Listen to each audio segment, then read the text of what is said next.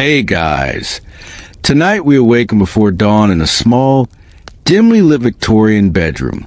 The air is cold enough that you feel it sting your nose with every sleepy breath. Pale gray light leaks through heavy damask curtains, illuminating the cluttered vanity table beside your bed. As your eyes adjust, you see the delicate chaos spread across its polished mahogany surface. Bone-handled brushes dusted with powder, glass pomade jars with faded gold labels, and two tiny, lifeless mouse pelts curled upon a porcelain dish like sleeping pets. Except these aren't pets. They're eyebrows. You prop yourself up on one elbow, the bed sheets crackling with faint stiffness from their last starching, and stare at the mouse pelts. Their thin strips of fur gleam darkly in the cold morning light, each hair slicked into place with scented pomade. You rub your eyes, trying to clear the dreamy fog of sleep, but the sight remains. Two tiny corpses prepare to become your face of the day. You probably won't survive this beauty routine if you have even a hint of rodent phobia. So, before you get comfortable, take a moment to like the video and subscribe, but only if you genuinely enjoy what I do here. And as always, let me know in the comments where you're listening from and what time it is there. I love seeing our sleepy little global village grow. Now, dim the lights, maybe turn on a fan for that soft background and let's ease into tonight's journey together. You sit up fully now, bare feet meeting the icy floorboard with a flinch, and shuffle closer to the vanity. The glass lamp flickers as you adjust its wick, illuminating your reflection in the speckled mirror. Your brow bones stand pale and bare under your curling fringe. You tilt your face left and right, inspecting the thin, patchy remnants of your natural brows. Victorian beauty manuals lie scattered across your table, extolling thick, dark brows as symbols of moral vigor and youthful delicacy. Without them, you fear you look sickly or worse, untrustworthy. Historians still argue whether these ideals were rooted in deeper social fears of women appearing deceitful if their brows were too light or sparse. You reach out and pick up one mouse pelt strip between thumb and forefinger. It feels shockingly cold, its softness belying the strange reality of what it once was. You notice flecks of dried pomade clinging to its tiny roots, a reminder that this is no simple hair extension. Your stomach churns faintly, but you smile at yourself in the mirror anyway. Victorian women were nothing if not resilient in the face of beauty's odd demands. Beside the fur strips lies your brow pomade jar, its creamy surface marked by yesterday's brush strokes. You lift its lid and catch a faint scent of roses mixed with rancid tallow.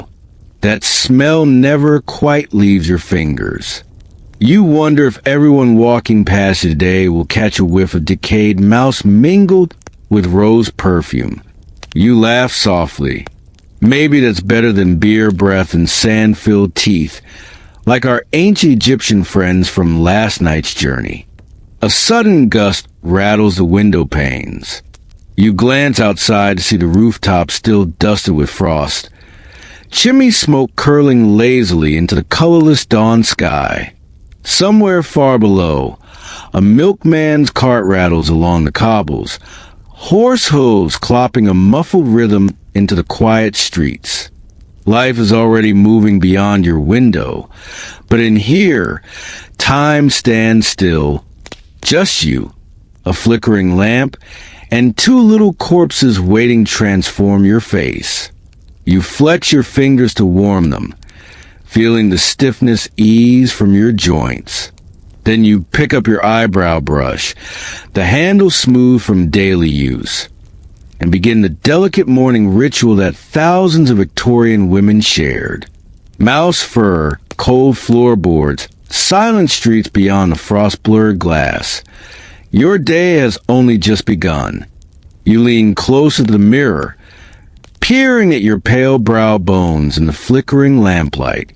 The glass is speckled with age, each blacked up, breaking your reflection into a patchwork of tiny imperfections. You angle your face left, then right, frowning as you trace a finger along the sparse, almost translucent hairs that cling stubbornly to your skin.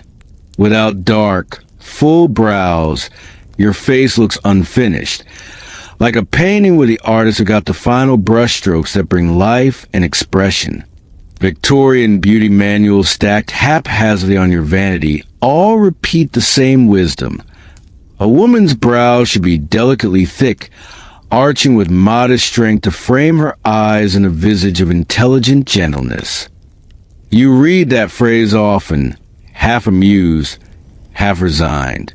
Intelligent gentleness. As though your entire worth could be judged by 2 strips of hair above your eyes.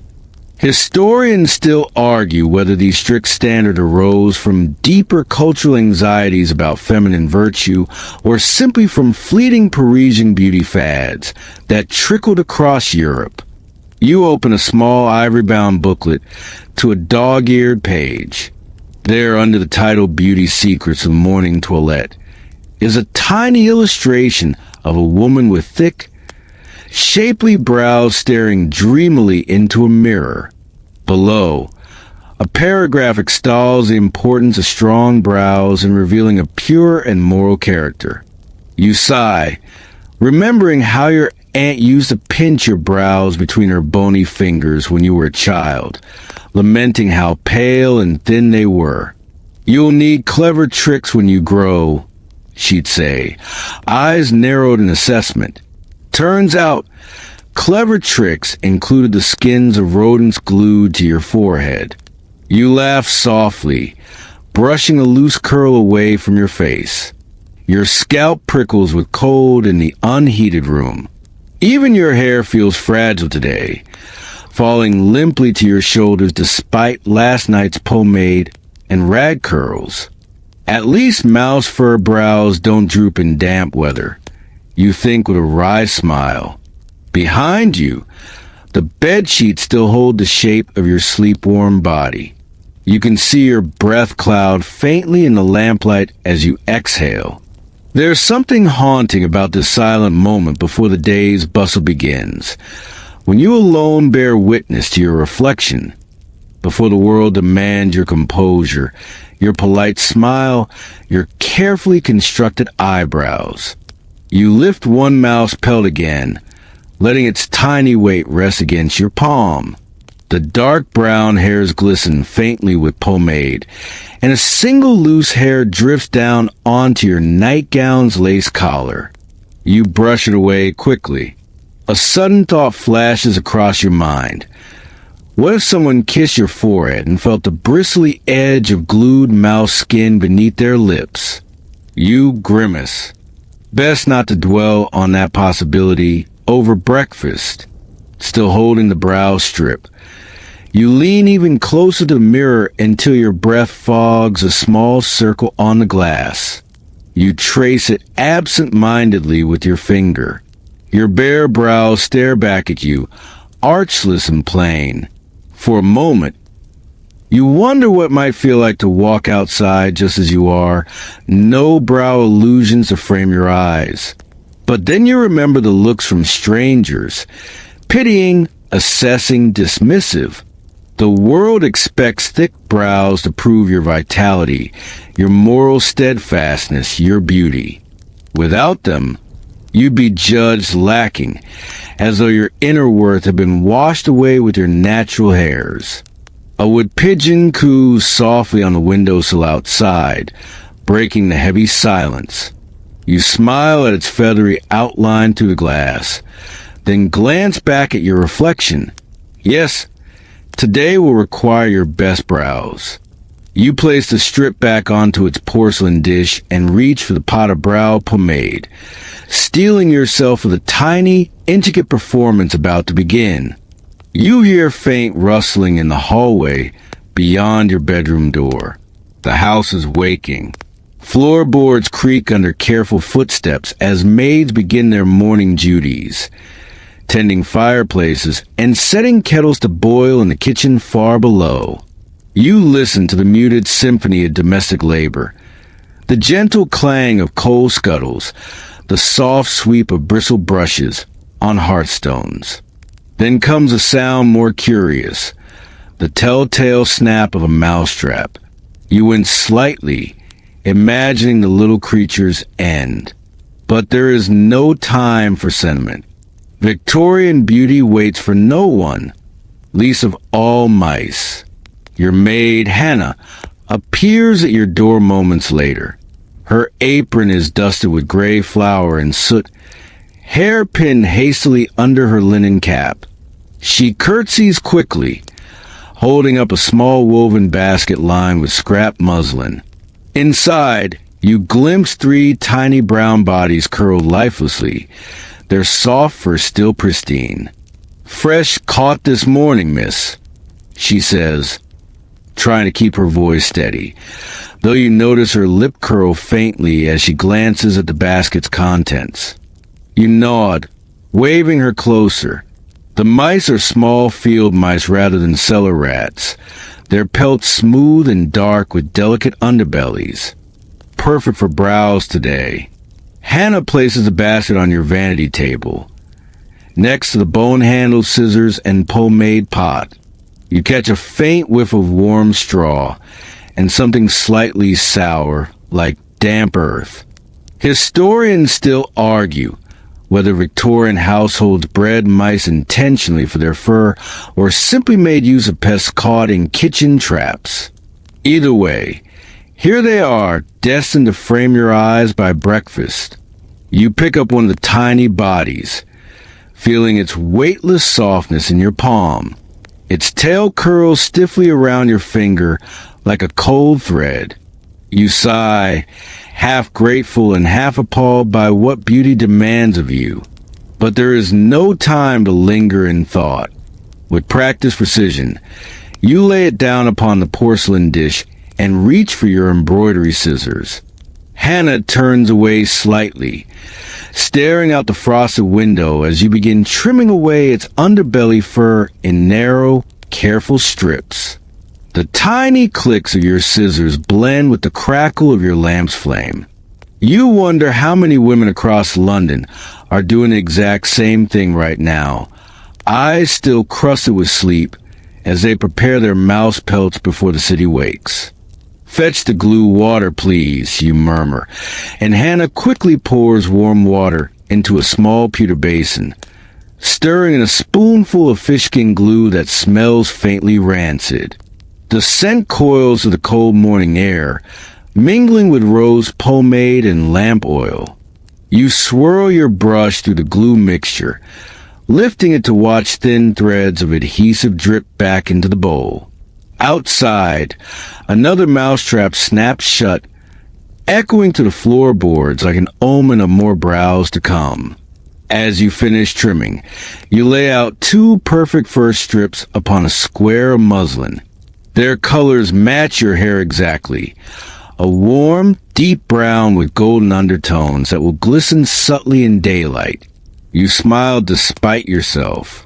In this moment, you understand why beauty writers call eyebrows a finishing touch of feminine dignity.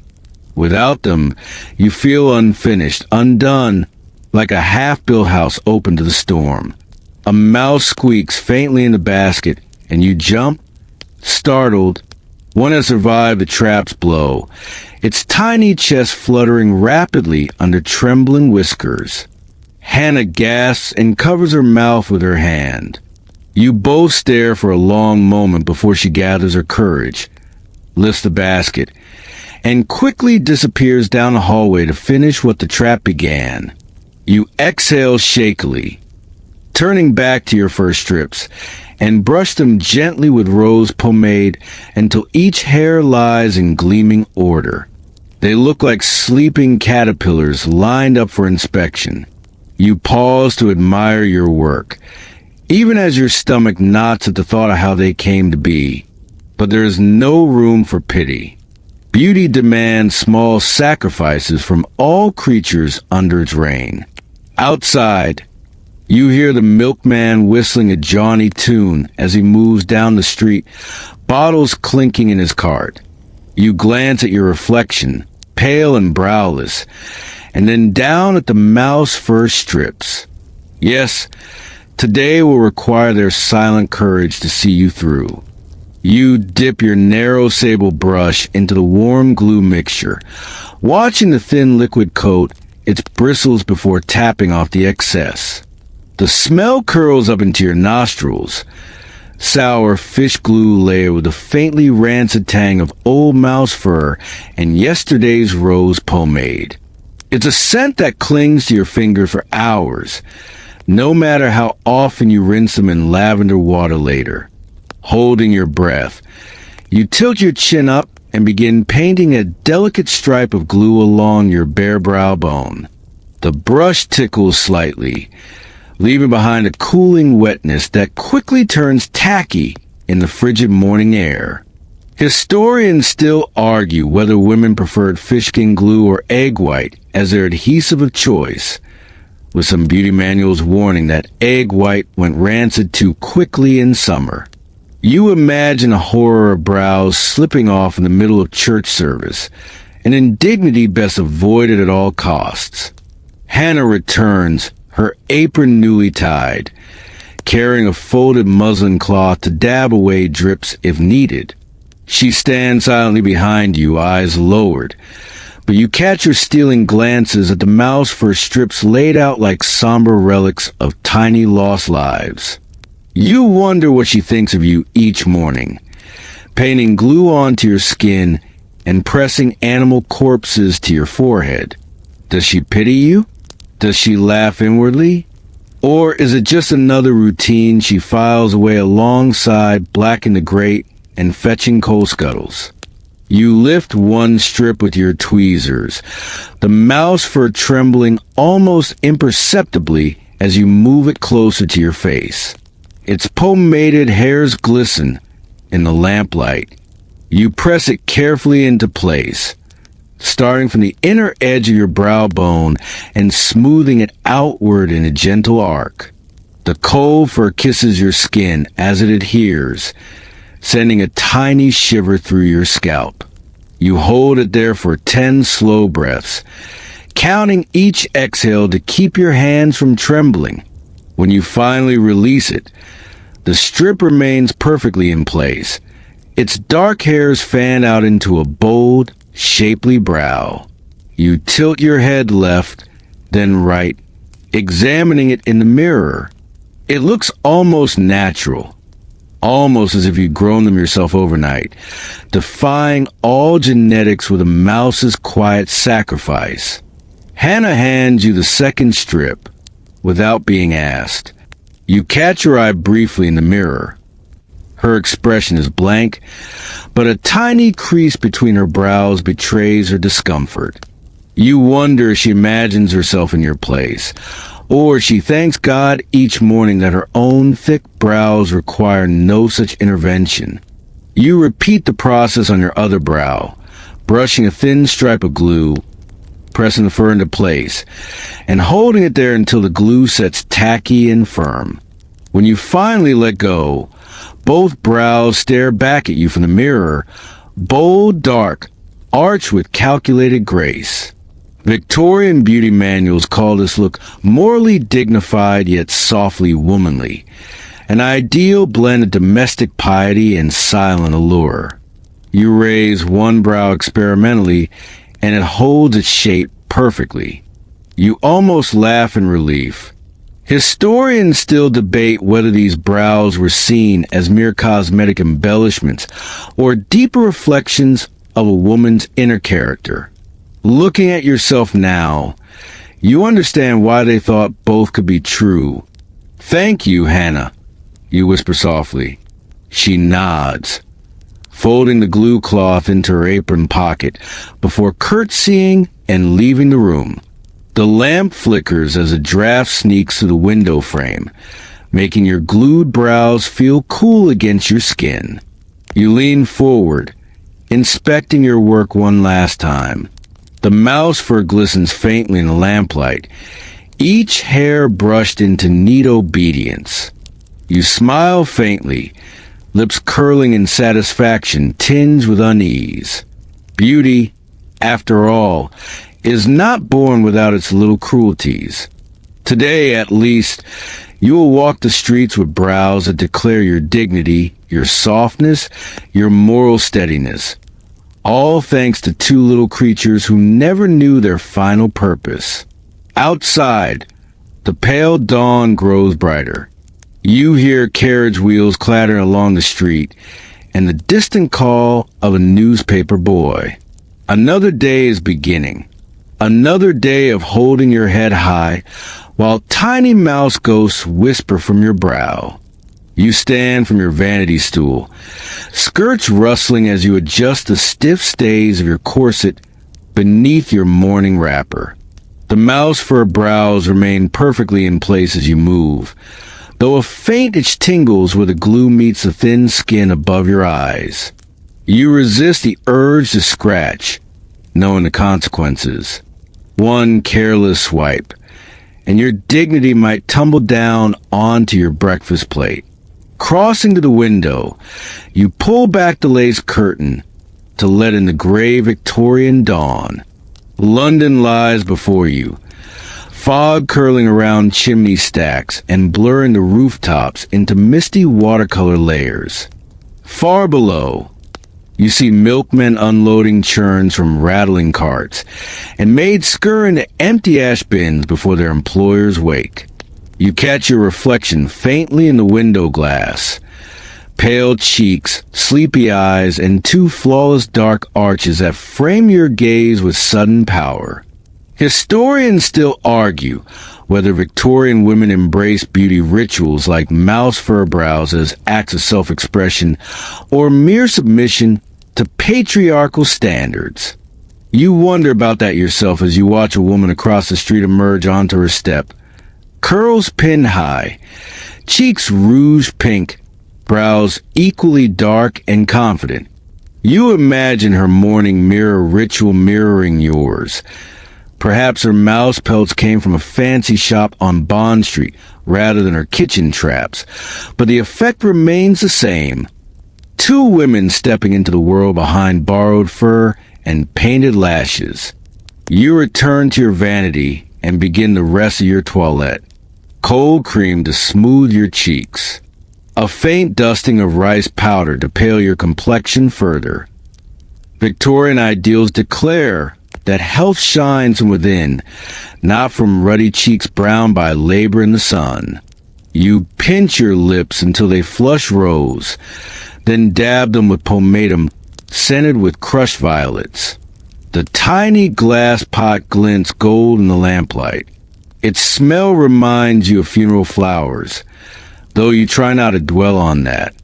Finally, you set your brows with a stiff pomade brush, combing each mouse hair into careful alignment. The dark bristles gleam with faint golden undertones, just as a beauty columnist in the Queen magazine promised last month. You smile at your reflection, though your lips tremble slightly. How strange, you think, that an animal scuttling in shadows hours ago now becomes your proudest ornament. A soft knock interrupts your thoughts. Hannah enters again, this time with your tea tray. The porcelain cup rattles slightly on its saucer as she sets it down. Steam curls upward, carrying the faint perfume of bergamot and milk. You cradle the warm china between your palms, letting its heat seep into your chill fingers. For a moment, you close your eyes, inhaling the fragrant steam and listening to the faint ticking of the mantel clock. Will you wear the blue gown today, miss? Hannah asks quietly. You open your eyes and nod, picturing its sapphire silk against your pale powdered skin, the color setting off your dark brows with striking contrast. As she turns to lay out your dress, you catch a reflection in the mirror.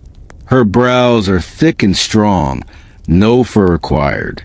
For a brief moment, envy prickles in your chest, but you push it away with a sigh. Beauty is labor. Hers, yours, every woman's, no matter how natural or artificial tools. Outside, a coal cart trundles past, its iron wheels clattering over uneven cobbles. The house shivers faintly with each rumble. You sip your tea, careful not to slosh any onto your morning wrapper. The mouse fur brows remain steadfast, even as you blow gently across the steaming cup. Historians still debate whether such brows were considered luxurious symbols of wealth or desperate tricks by those with thinning hairlines. You suspect it was both, another contradiction in a society obsessed with appearances yet squeamish about the secrets behind them.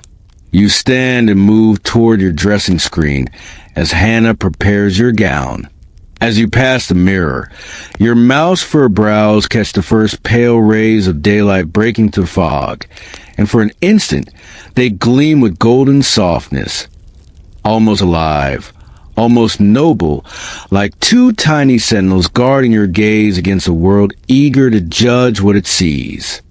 Hannah holds out your sapphire gown, the heavy silk rustling like whispered secrets as she lifts it over your head. The fabric settles onto your shoulders with cool weight, its deep color making your pale, powdered skin appear even more ghostly in the dim dawn light. You raise your arms slightly so she can fasten the tiny pearl buttons down your back, each click sharp in the quiet room. As she works, you study your reflection. The mouse fur brows remain perfect, sweeping across your forehead with dramatic grace. Victorian magazines insist that strong brows signal strong character. You wonder what they would think if they knew yours were held on by fish glue and prayers. Historians still argue whether these beauty practices were empowering act of creativity or humiliating reminders of societal expectation. Looking at yourself now, it feels like both. Hannah finishes fastening the last button and steps back. "You look lovely today, miss," she murmurs, eyes darting to your brows before dropping to the floor. You smile faintly and nod, though inside, unease prickles under your stays. Beauty always costs something: money, comfort, dignity. Today, it cost 3 tiny lives and a morning spent inhaling the faint sourness of glue. You cross to your dressing table to retrieve your final accessory, a delicate silver locket engraved with curling ivy vines. Inside is a lock of your late mother's hair, spun into a miniature braid and coiled neatly beneath the glass. Her brows were thick and dark, a trait you did not inherit. As you fasten the locket around your neck, you imagine her watching you now, bemused by her daughter's mouse fur masquerade. Would she pity you, or would she nod approvingly at your commitment to feminine presentation? Outside, a neighbor's rooster begins crowing, its hoarse cry rising above the muffled city sounds. Dawn burns away the last of the mist, revealing tall rows of Georgian terraces lined with black iron railings. Coal smoke curls from chimneys, mingling with the faint sweetness of rising bread from the bakeries along the high street. You move to the window and lift the sash an inch to let in fresh morning air. A cold breeze prickles your glue-set brows, making the tiny hairs shiver against your skin. You resist the urge to touch them. Victorian etiquette books warn women never to fuss with their faces in public, lest they reveal the scaffolding behind the beauty. A horse-drawn omnibus rattles down the street below, its driver cracking his whip and calling out stops. You watch women climb aboard, their skirts lifting slightly to reveal polished boots, gloved hands gripping railings. You wonder how many of them hide mouse fur brows beneath their bonnets, each silently bonded and shared. unspoken ritual. You sit by the window for a moment longer, letting your gaze drift over the rooftops. Historians still debate whether such elaborate grooming was confined to the upper classes or spread to aspiring shopkeepers' wives and maids. You suspect every woman, regardless of station, found ways to enhance her appearance. Even Hannah, you note, has discreetly darkened her lashes today with a burnt clove rubbed along her eyelids. Beauty's demands are universal, though its tools change with purse and privilege. Hannah reappears with your gloves, bonnet, and reticule. You stand, feeling the heavy silk shift around your ankles like water. She ties your bonnet ribbons neatly under your chin, then hands you your gloves. As you pull them on, your brows catch in the mirror again, dark and soft against your powdered skin. You look dignified, composed, expensive. No one will guess your brows were squeaking in a trap just hours ago. You nod to Hannah, signaling readiness. She curtsies and moves to the door, holding it open for you. You step into the hallway, the scent of beeswax polish rising from the wooden floors, mingling with lamp smoke and faint lingering mouse musk. The day stretches before you like an unspooled ribbon, lined with errands, social calls, and polite smiles that hide your secret. At the stairs, you pause, resting your gloved hand lightly on the carved mahogany rail.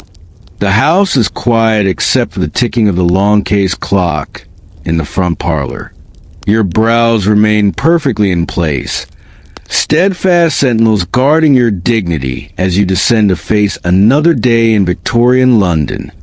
You step out on the quiet street, your boots clicking against damp cobblestones as the early morning chill seeps through your skirts. A thin veil of coal smoke hangs over the city, curling around gas lamps still flickering against the graying dawn. You pull your shawl tighter around your shoulders, glancing side to side before beginning your walk toward the milliner's shop. As you move, each street corner greets you with a different smell. Fresh bread from a bakery vent, where horse dung trampled into gutters, and tangy coals drifting from narrow chimney pots. You pass a group of young boys hauling coal sacks off a cart, their faces blackened with dust.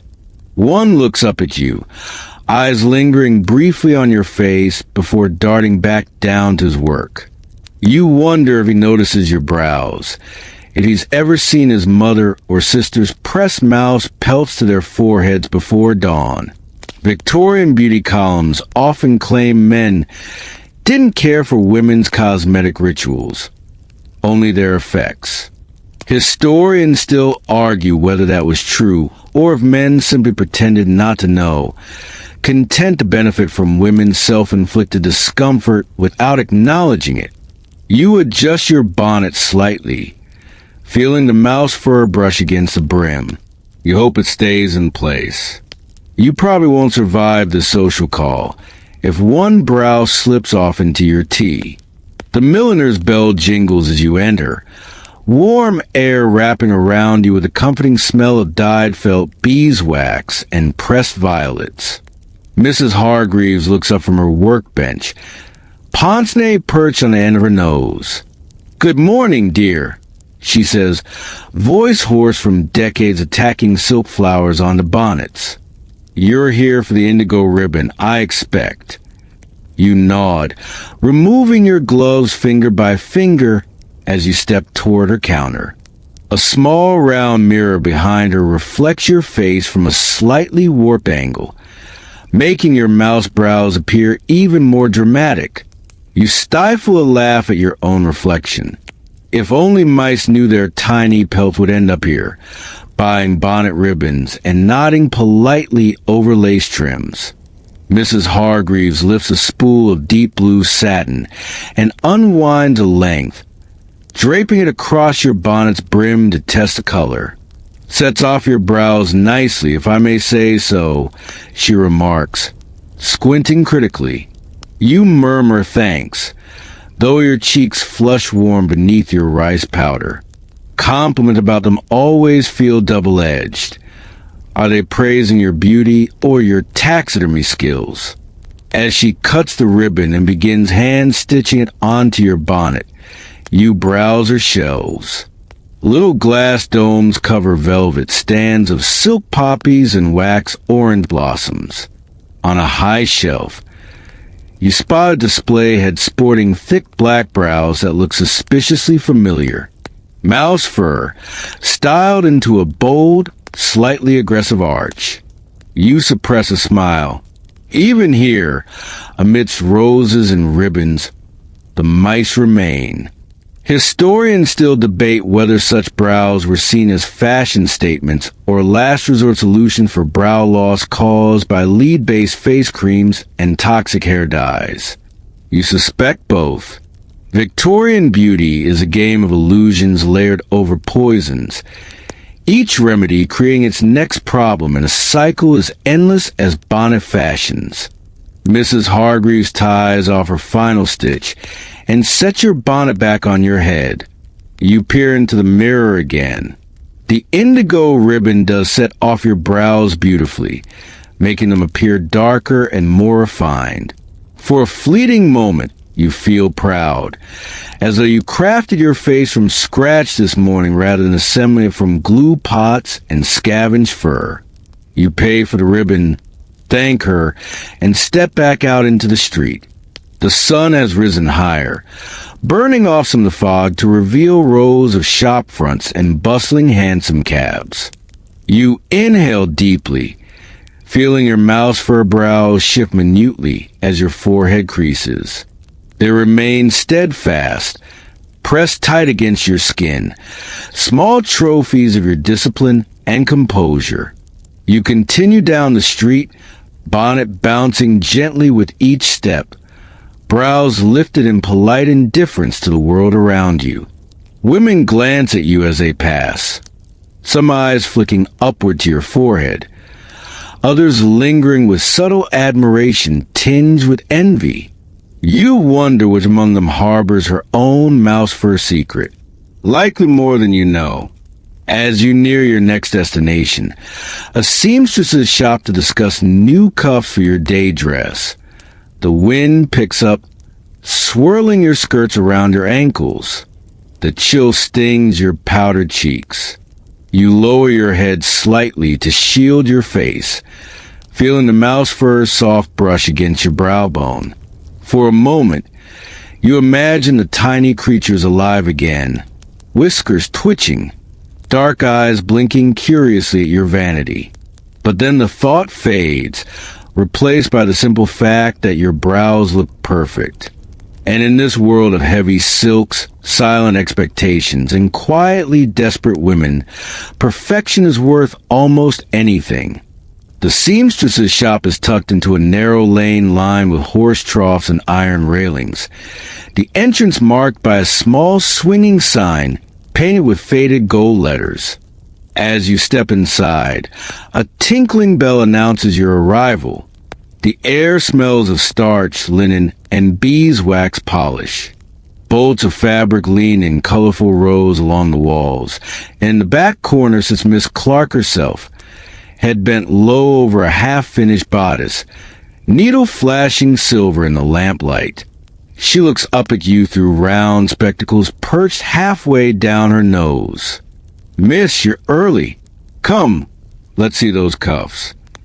You sit on a wooden stool by the window as she pulls your day dress sleeve flat against her work table, measuring and pinching the thin muslin with practiced fingers. Her own brows are pale and thin, almost invisible beneath her fringe. Historians still argue whether Victorian women preferred dramatically dark brows as a sign of health and vigor, or it was simply the fashion whims of beauty column editors with ink-stained fingers and no real grasp of rural tastes. Miss Clark pauses, glancing at your face with a small frown.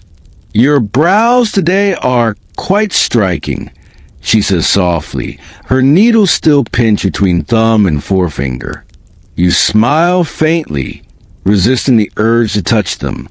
Instead, you tilt your chin up slightly, letting the dim light catch the fur's subtle sheen.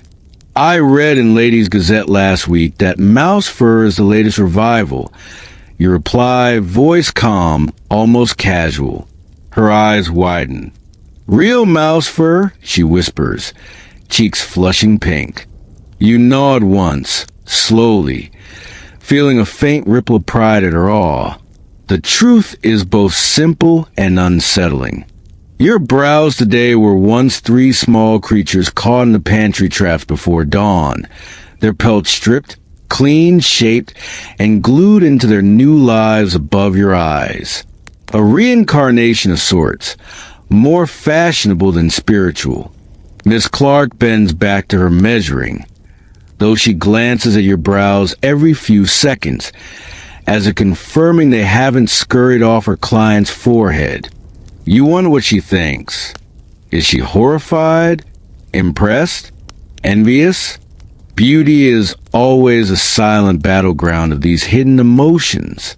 Outside the shop window, the street brightens under a pale sun. A hawker trudges past, wooden tray hanging from his neck, calling out, "Hot chestnuts.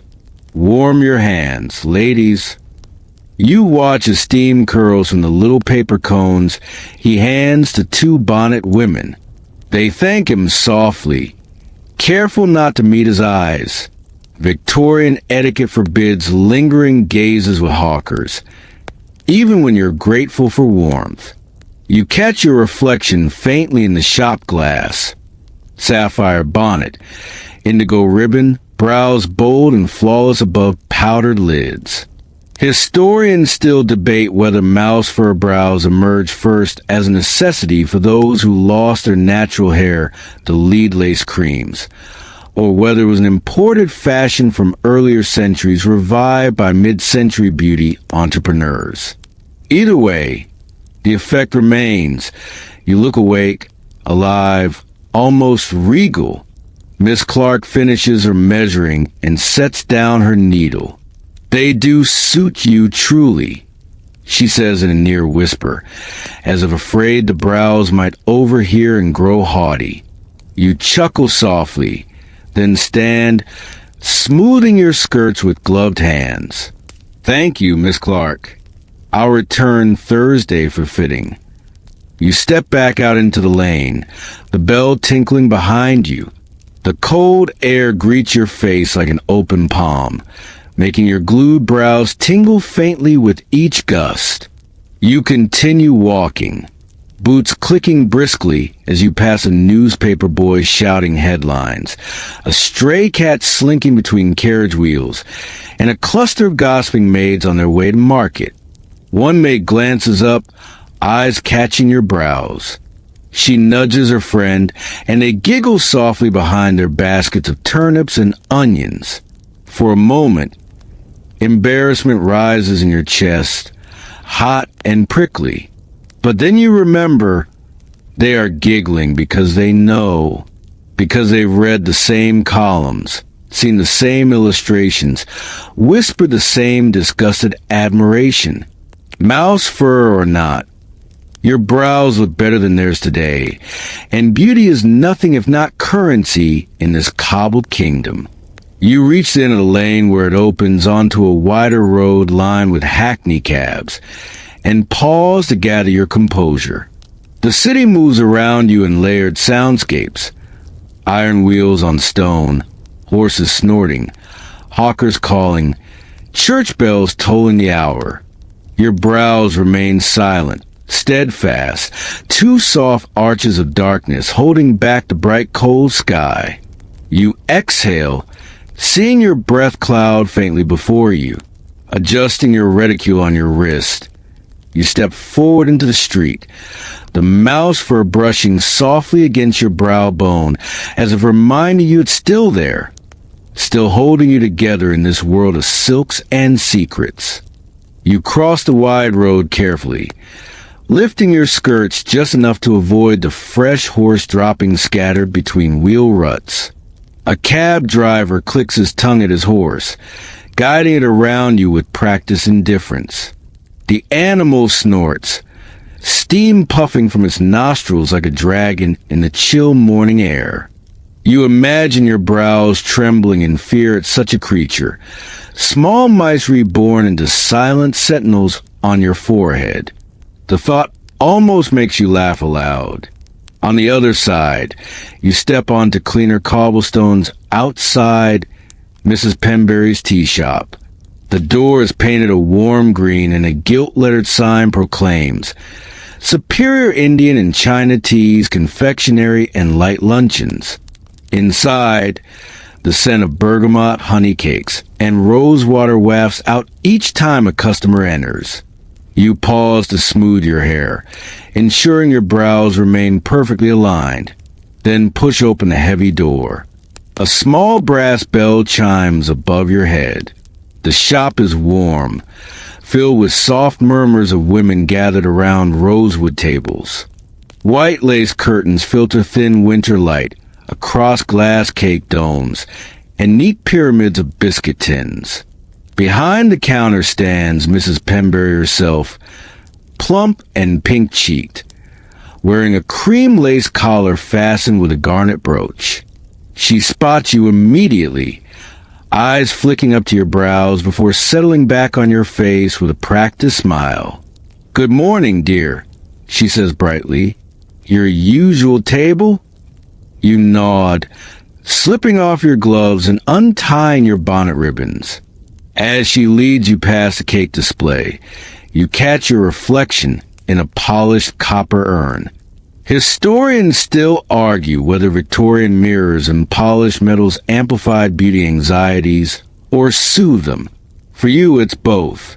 The mouse fur arches seem darker in the copper glow, somehow softer too, almost natural. You settle into your seat near the window.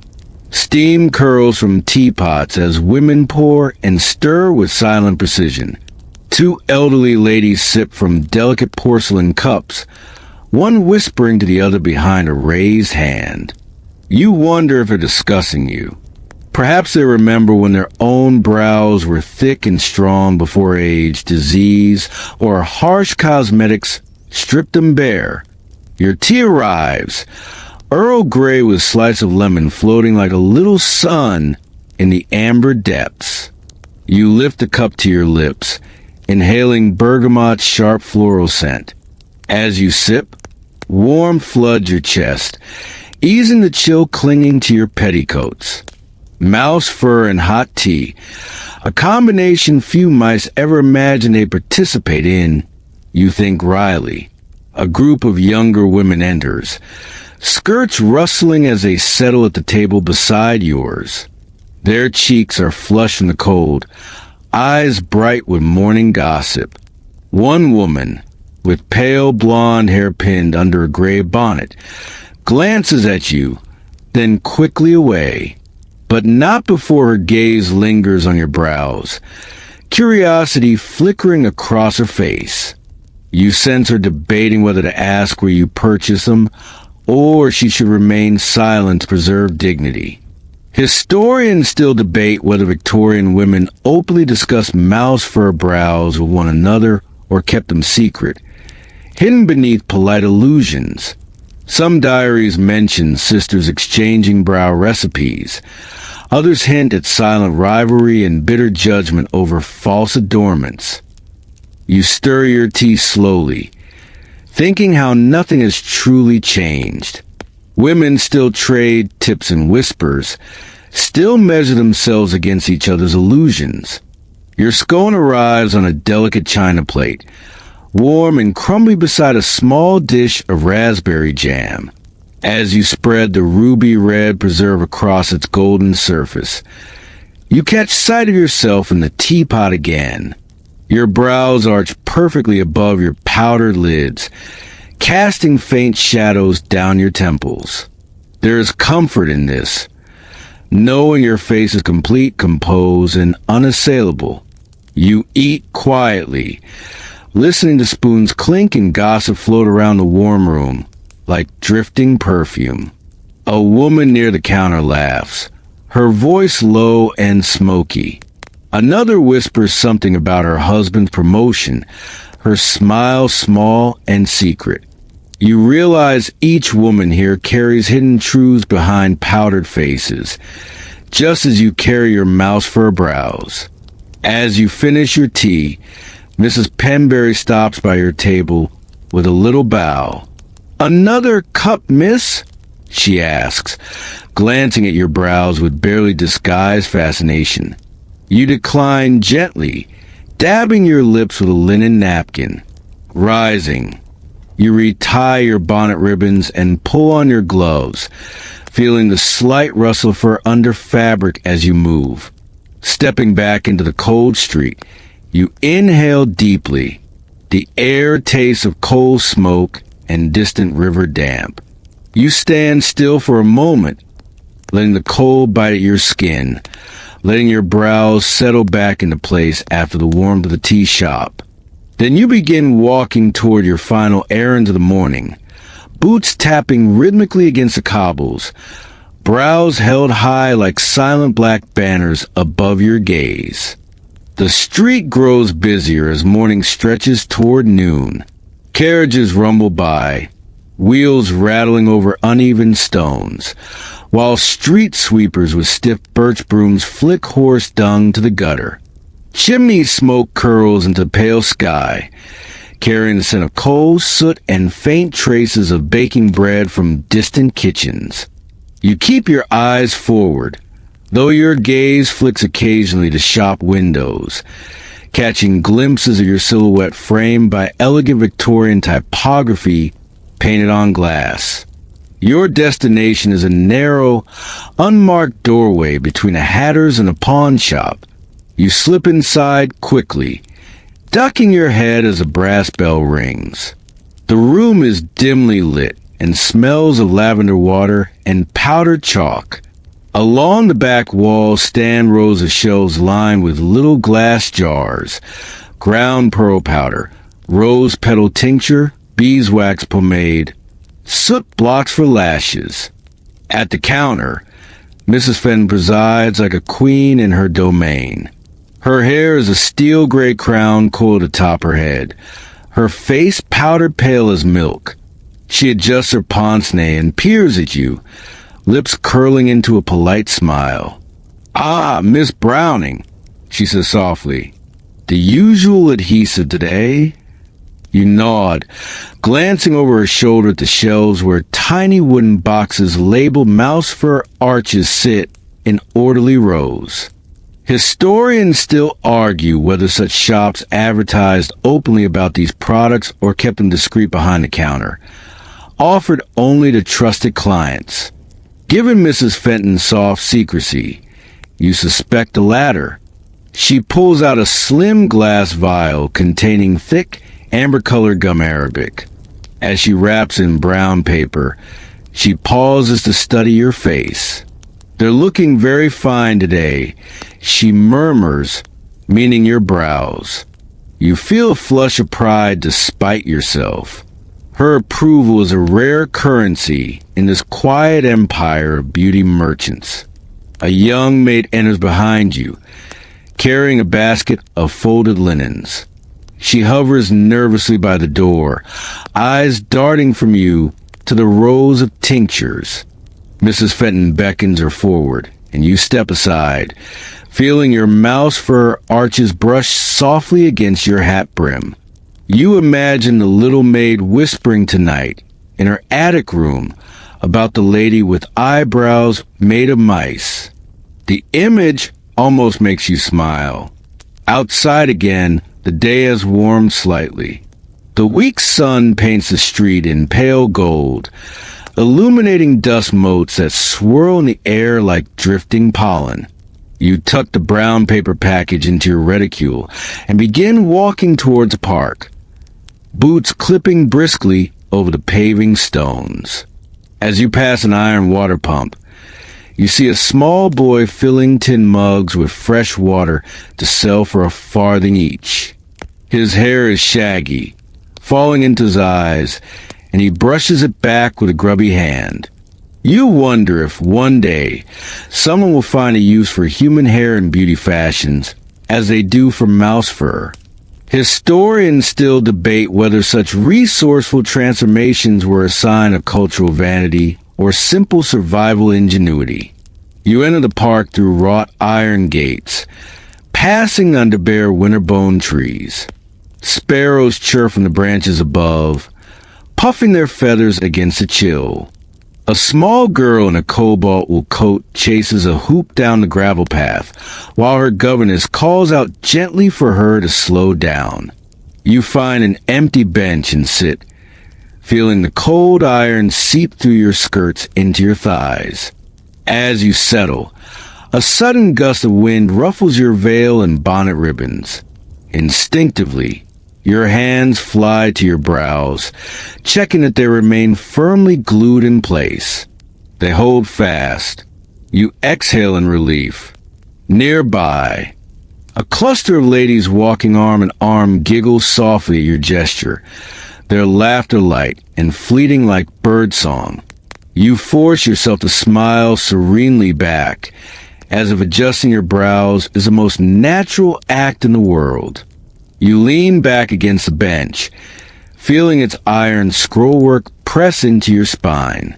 Closing your eyes briefly, you listen to the rhythmic crunch of gravel under passing boots, the distant creak of carriage wheels, the gentle thrum of life moving endlessly forward around you.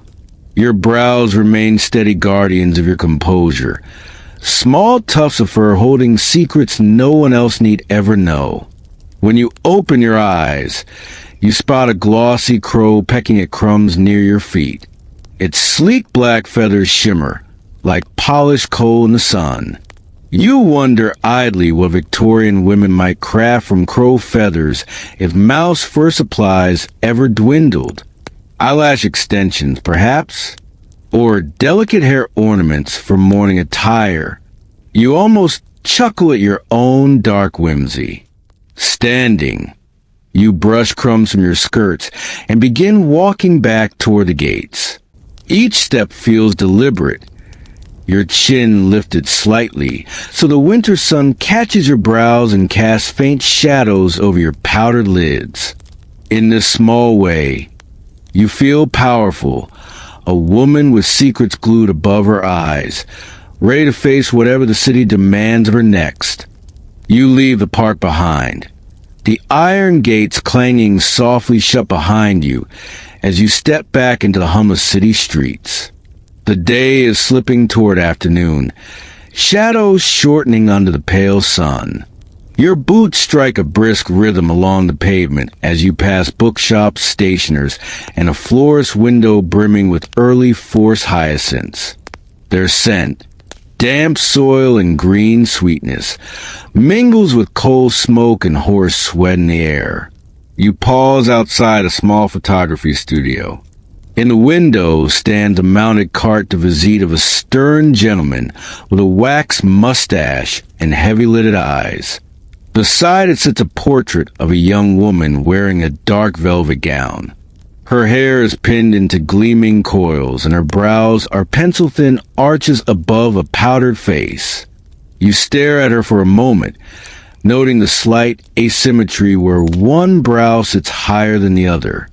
Historians still argue whether Victorian women preferred thin brows to mimic classical marble statues, or whether this trend came from hair loss due to disease and cosmetics. Either way, this woman's eyes seem guarded, as though daring the photographer to comment. You continue walking, imagining yourself sitting for a portrait. How would your mouse fur brows appear in the harsh silver nitrate clarity of the camera lens? Would they look natural and neat, or stand out as tiny taxidermy trophies pinned to your forehead? You smile faintly at the thought of your brows immortalized in monochrome, little mouse ghosts haunting future viewers. At the corner, you spot a street hawker selling ribbons, combs, and small pots of rouge from a folding table. His voice is hoarse from calling out prices all morning, but his smile is wide when you approach. You finger a length of midnight blue ribbon, admiring how it gleams like beetle wings. As he wraps it in paper, his gaze flicks up to your brows. For a moment, confusion crosses his face, as if he can't quite decipher what he's seeing. Then he recovers, hands you the parcel, and wishes you good day. A woman beside you sniffs dismissively. She wears a dove-gray bonnet trimmed with pearls, and her eyebrows are thin pencil lines drawn high above her natural brow bone. She watches you walk away, her lips pursed. You imagine her whispering to her friends later about the lady with furrowed brows, her voice dripping with both disdain and curiosity. Historians still debate whether mouse fur brows were considered vulgar innovations or accepted necessities in polite society. Diaries and letters hint at both. Quiet admiration from some, scorn from others. You suppose it doesn't matter as long as your brows remain in place, protecting your dignity like small, silent bodyguards. You continue toward the milliner's shop at the end of the street. In the window, elaborate hats balance like confectionery sculptures, towers of velvet, spirals of ostrich feathers, sprays of silk flowers tinted in blush pinks and creamy whites. Inside, the air smells of glue, starch, and violets. The milliner, a brisk woman with nimble fingers stained faintly with dye, greets you with a nod. "Your new bonnet is ready, miss," she says, vanishing into the back room before returning with a hat box tied in sage green ribbon.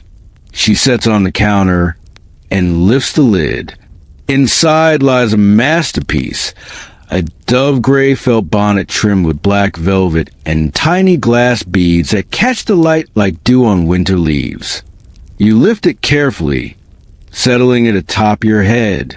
The weight is gentle but firm, the brim framing your brows without crushing them. The milliner watches intently, adjusting a fold of velvet near your temple. "There," she murmurs. "Perfect. It frames your face beautifully." You pay her with coins drawn from your small leather purse, feeling their cool metal slide between your gloved fingers. As you leave, bonnet box in hand, you catch your reflection in the window. Your brows arch dark and fine beneath the brim, two silent sentinels guarding your composure against the world. Walking back into the cold afternoon air, you feel the bonnet settle lightly against your pinned hair, its velvet brim brushing the top edges of your mouse fur arches. They remain steadfast, glued firmly in place, ready to face the rest of the day's errands with you. You continue your walk, bonnet box balanced neatly against your hip, the street humming with life around you. A distant church bell tolls a half hour, its bronze voice carrying across rooftops and chimneys. You pause to let a hansom cab rattle by, the horse's hooves striking sparks from frozen stones. Its driver nods at you politely, eyes shadowed beneath a battered top hat. The wind picks up, cold and biting. You tug your woolen shawl tighter around your shoulders, feeling the bonnet press softly against your forehead. Instinctively, your hand rises to check your brows again. Still there, little arches of dignity and deception glued steadfastly to your skin. Historians still argue whether these eyebrows were worn only by the desperate or also by fashionable society women keeping up appearances. As you walk, you decide it must have been both. Vanity and survival often overlap. You pass a butcher's shop. Outside, carcasses of plucked geese and skinned rabbits hang from iron hooks, their pink flesh gleaming under the pale sun. You look away quickly, your stomach turning faintly at the sight of tiny paw pads and translucent ears left on a rabbit's heads. A memory flickers. The first time you saw mouse fur arches in their little box, soft and fine as a newborn's hair, yet with that same faintly unsettling sense of having belonged to something alive. The pavement turned slick where a grocer hoses away spilled milk and cabbage leaves. You stepped carefully around the puddle. Skirts lifted just enough to keep the hems dry.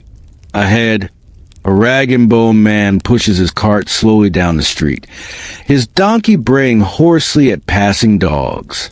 Tied to the cart's railings are bundles of scrap iron, tattered hats, broken chairs, and a child's doll missing one painted eye. He calls out in a voice rough with cold, "Rags and bones," and the old iron, rags and bones.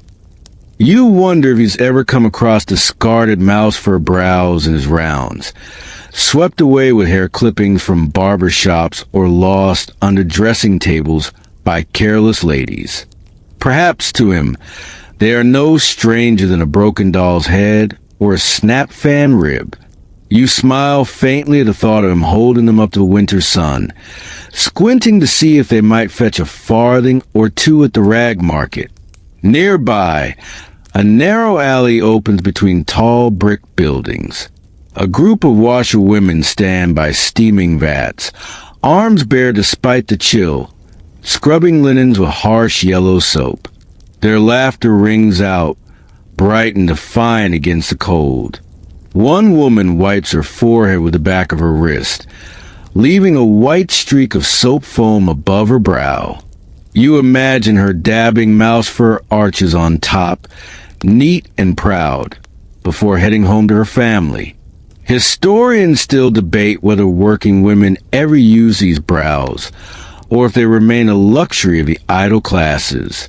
You walk on, boots crunching over stray cinders scattered to keep the pavement from icing.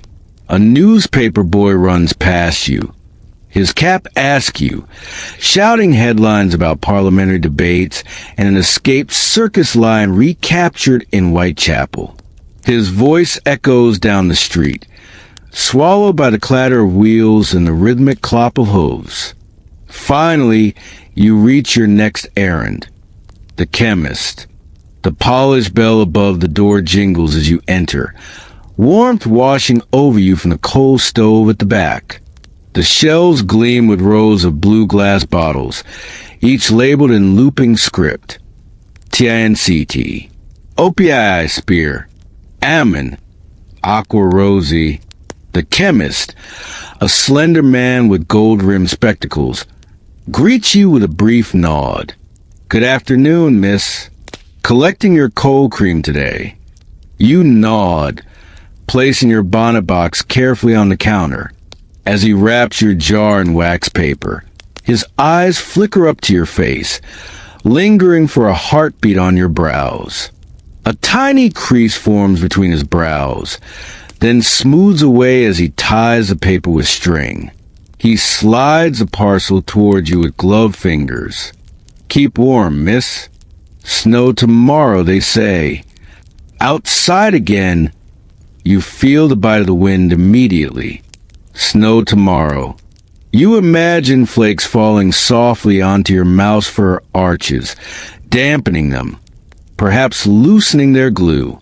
The thought sends a quick thrill of anxiety through your chest.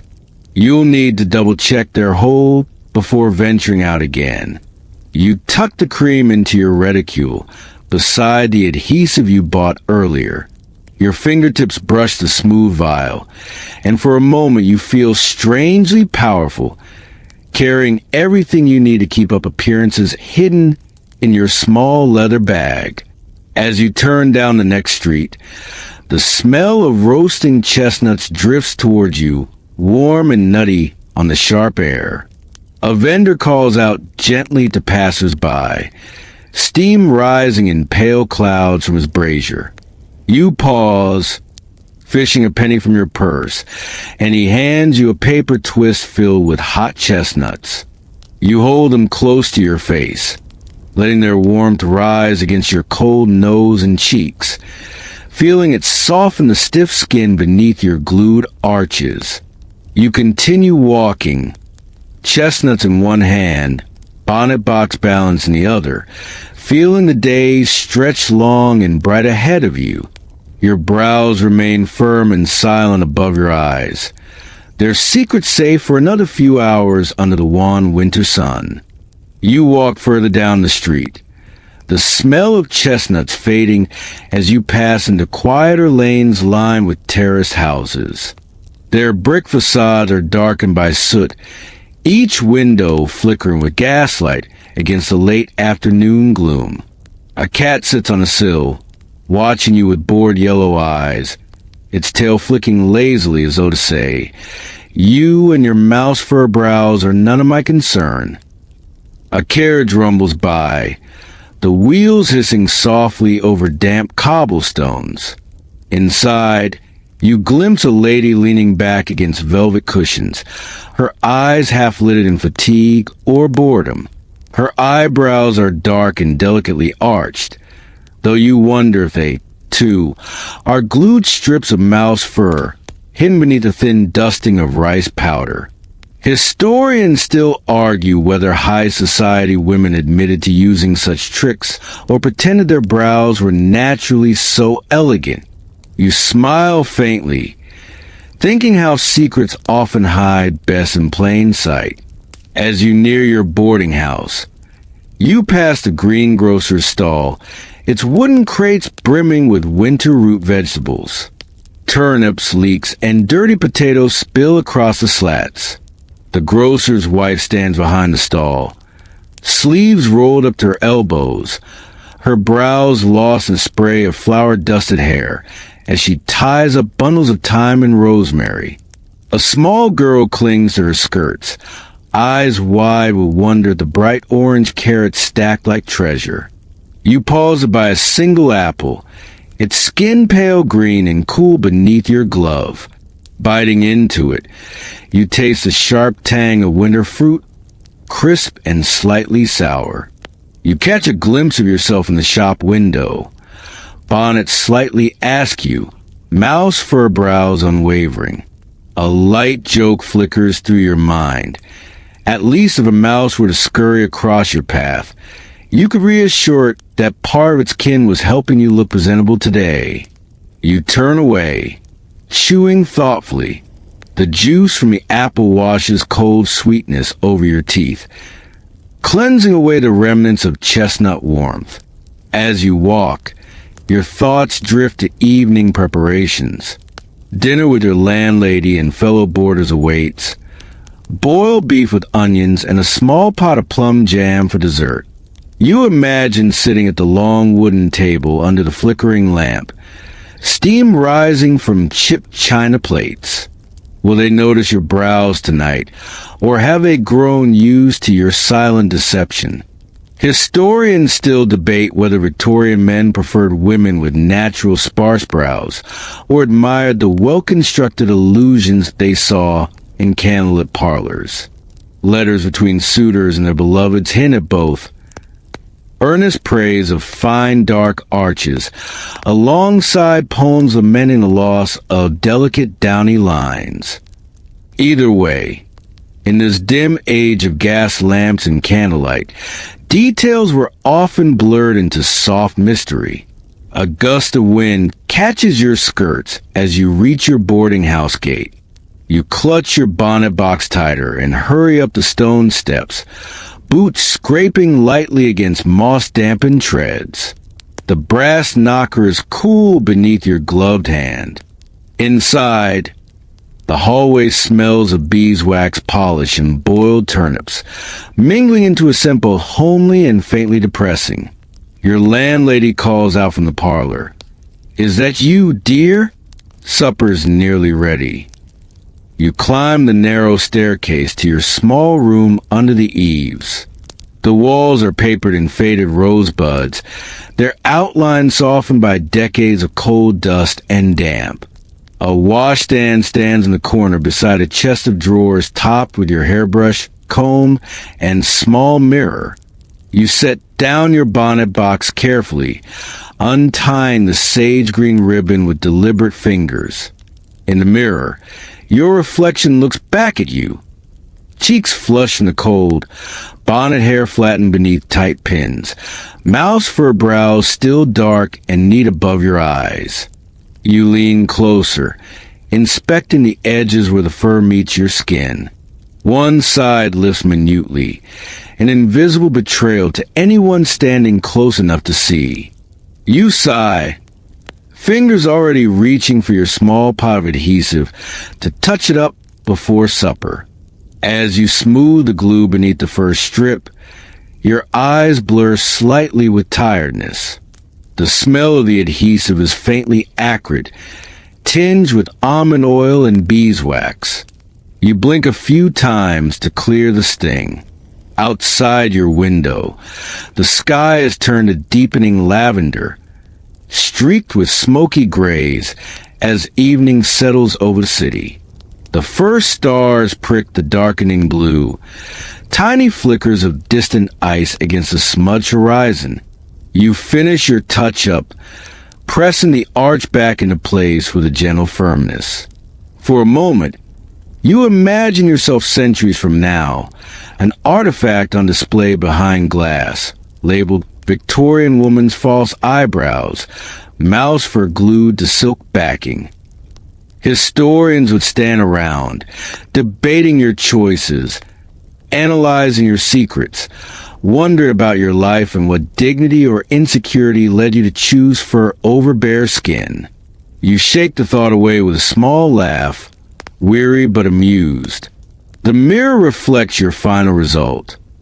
Polished, unremarkable, perfect for the candlelit supper table below.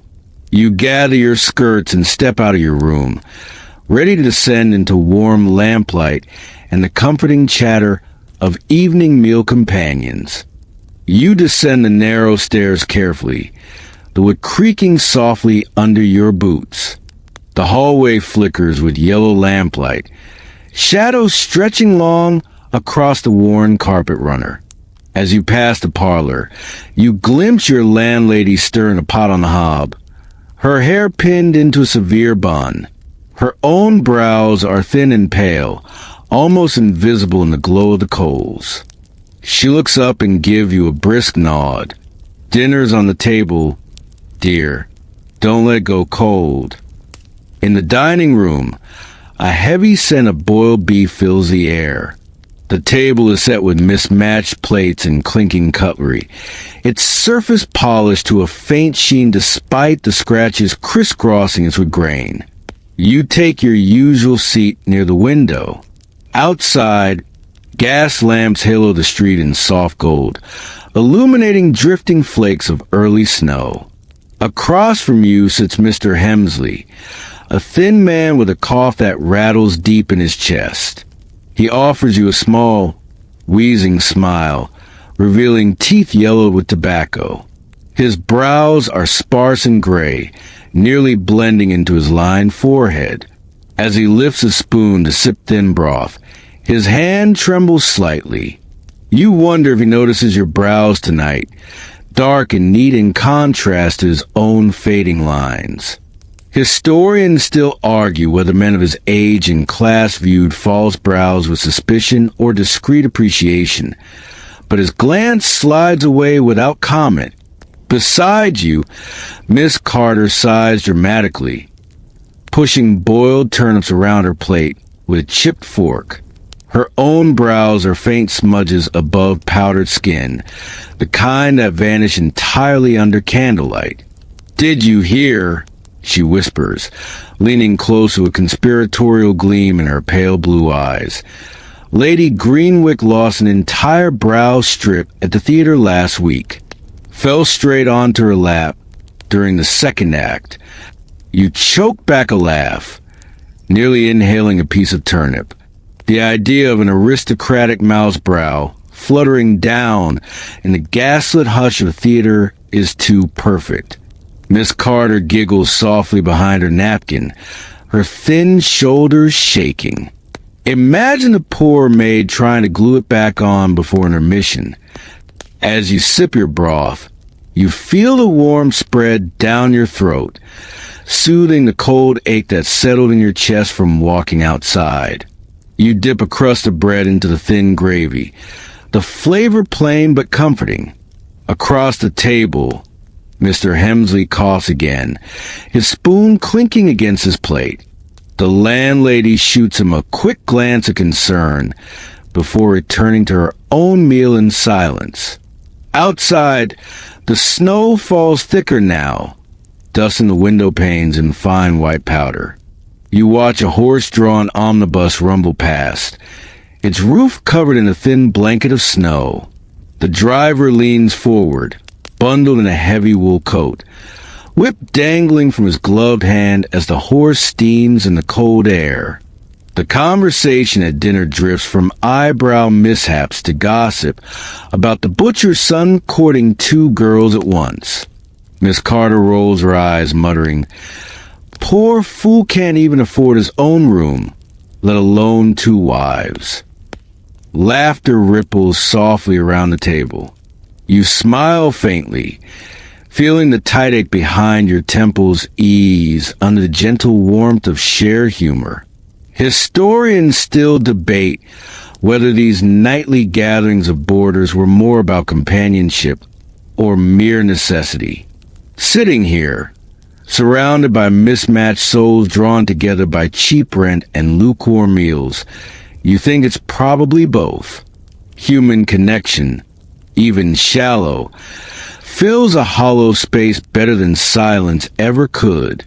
Dinner finishes with a small pot of plum jam passed around, each boarder dipping their spoon carefully to avoid taking more than their share.